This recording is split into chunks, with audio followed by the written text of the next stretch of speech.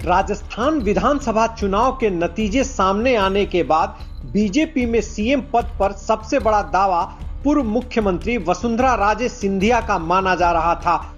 उनके तेवर को देखकर माना जा रहा था कि शायद उनके दबाव में पार्टी एक बार फिर सरेंडर कर देगी। हालांकि जब विधायक दल की बैठक में सीएम का नाम अनाउंस हुआ तो वसुंधरा की दबाव की राजनीति बेकार साबित हो गई। केंद्रीय पर्यवेक्षक के रूप में भेजे गए राजनाथ सिंह ने उन्हें नए सीएम के नाम की पर्ची पकड़ाई। उन्होंने बेमन से उसे खोलकर पढ़ा और फिर मंच से नीचे उतर गईं।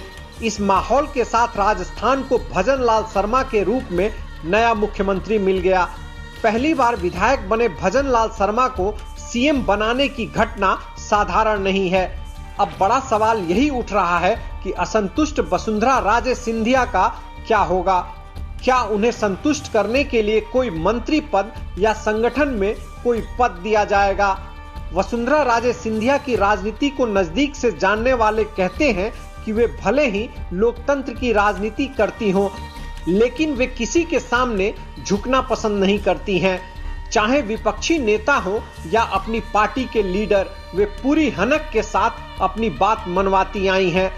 वर्ष 2013 में राजस्थान असेंबली चुनाव के नतीजे सामने आने के बाद पार्टी ने मुख्यमंत्री पद पर नए चेहरे को बिठाने की सोची थी। इसके लिए तत्कालीन पार्टी अध्यक्ष राजनाथ सिंह ने वसुंधरा को इस बारे में संदेश भिजवाया, लेकिन वसुंधरा अपनी बात पर अड़ गई, जिसके चलते पार्टी को आखिरकार उनकी ही ताजपोशी करनी पड़ी। वर्ष 2018 में पार्टी की हार के बाद पार्टी हाईकमान ने राजस्थान के संगठन में बदलाव करते हुए सतीश पूनिया को प्रदेश अध्यक्ष बनाया। पूनिया ने राजस्थान में दोबारा से संगठन मजबूत करने की कोशिश की तो वसुंधरा को गवारा नहीं हुआ और करीब 4 साल तक उनका पूनिया से राजनीतिक टकराव चलता रहा।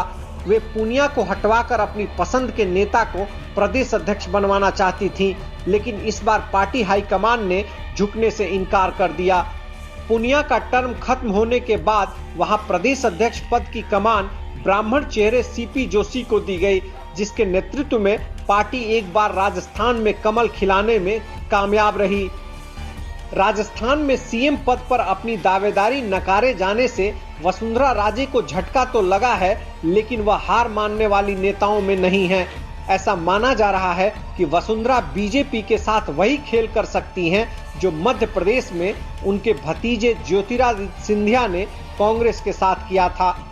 बता दें कि मध्य प्रदेश में कांग्रेस की सरकार के विधायकों को तोड़कर ज्योतिरादित्य सिंधिया बीजेपी में शामिल हो गए।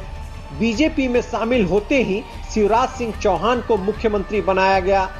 अब वसुंधरा भी इसी तरह के मौके की तलाश में जुटती नजर आ रही हैं।